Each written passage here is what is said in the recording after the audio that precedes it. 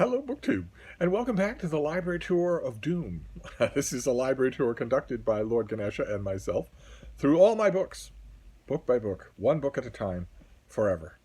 Not just the books I have on my shelves, but the ones I have on ebook form, the ones I've ever had that will be going through my books journal for titles that I don't own anymore. I'm going to do a bank of those just to make sure we don't neglect them.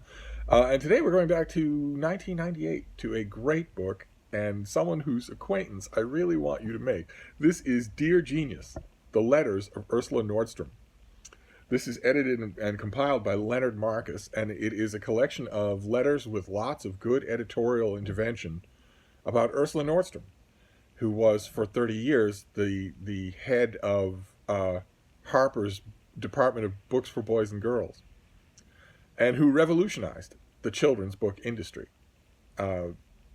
And did so with panache, with a very odd, very warm and loving personal idiosyncrasy that was intensely memorable.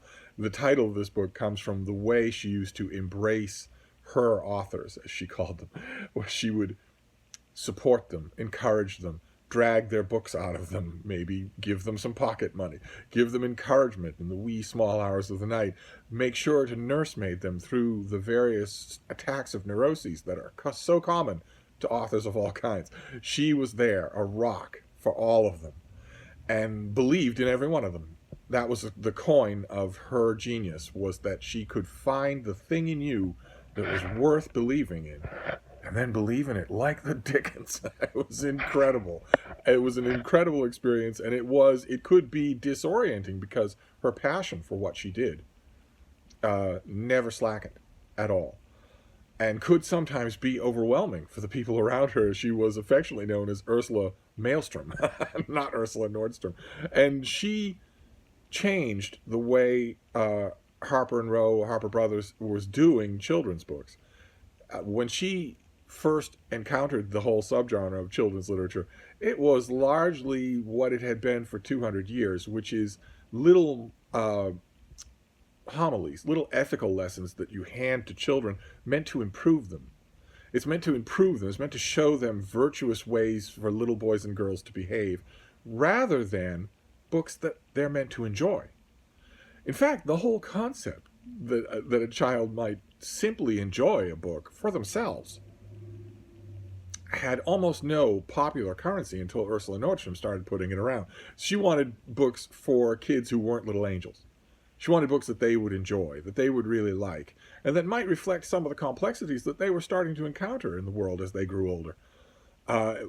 Some of which, that maybe in their children's books, they would want to encounter children who weren't perfect, families who weren't perfect, situations that had as much dark as light in them. It was a revolution in a quiet kind of way, and it's largely due to her. This letter collection is incredible. She was a very sparky and readable correspondent, and the editor here does a great job of conveying that. So this, if you ever see this book in a used bookstore, you're going to love making the acquaintance of Ursula Nordstrom. But in a sense, you have already made her acquaintance, almost certainly, because of the tally of great work that she was able to bring to the world. She is a perfect example of someone being in exactly the right time, in exactly the right place, with exactly the right vision, and virtually no let on what she could do.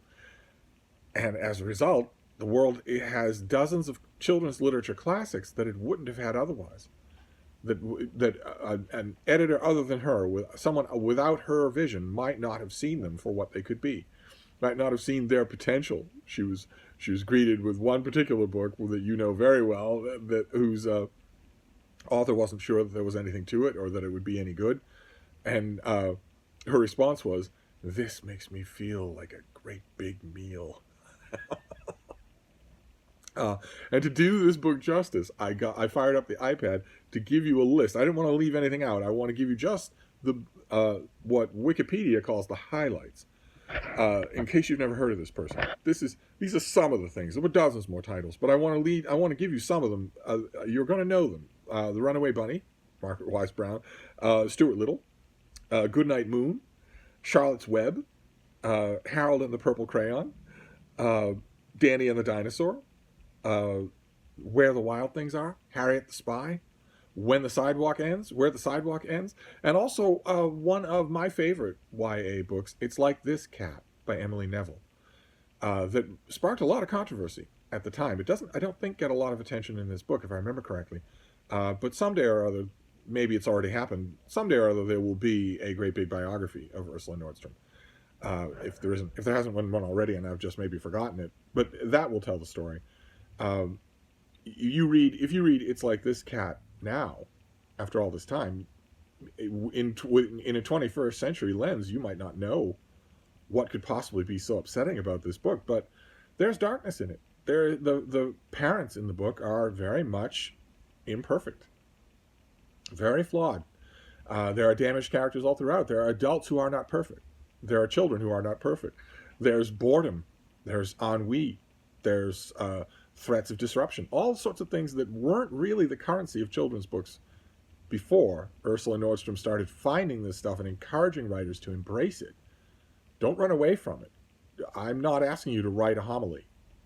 Write your books, and I bet there's an audience for them. She was right. She was absolutely right. Changed the landscape completely, and did so with charm and humor. So this is a very much recommend for your library tour of doom. Very much a recommend. If you can find a copy, grab it. And if you're really, really interested, but you are in one of the world's many, many deserts when it comes to books, just a no man's land, no books, no access to books, don't really want to shop online, I don't blame you there. It's hit or miss if you shop online. Let me know. If you want me to look for a copy of this book for you at the used bookstores that I go to, I'll be happy to do it. I sometimes see it. But I hate to buy up second copies blind, because then whenever I do that, to sort of have the book in reserve, so to speak, I always think, well, what about the random person who came along an hour later and would have loved it, but I got an extra copy that I didn't need just as a precaution? They wouldn't have seen it. So I hardly ever do it, but one way or another, your book today is a recommend, dear genius. So there you go. That's your library tour of doom for today. We'll be back tomorrow with another thrilling episode. Thank you, BookTube.